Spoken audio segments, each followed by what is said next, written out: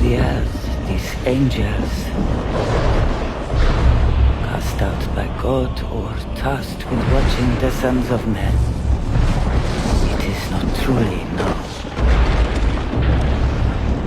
While some claim it as legend, others say it is true, a story passed down for generations.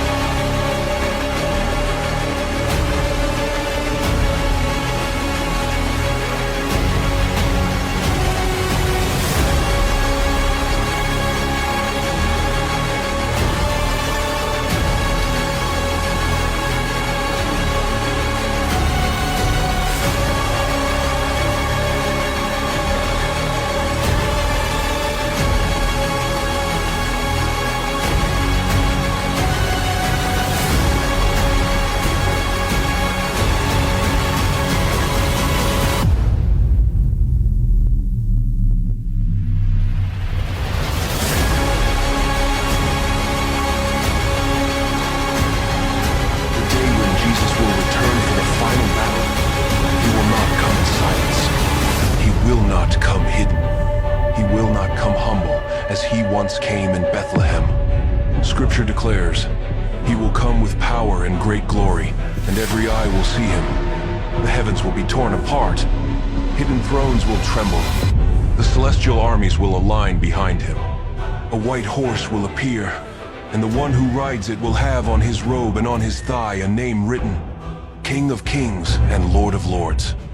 The sword that comes from his mouth is not of iron, but of living word. With a single command, he will topple kingdoms, destroy the beast, and silence the dragon who deceived the nations. The kings of the earth, the mighty, the armies of men, none will stand before the fire of his eyes. This will be the final confrontation, not a war of weapons, but of glory against darkness. And in the end, every knee shall bow, every tongue shall confess. The whole world will know that he reigns.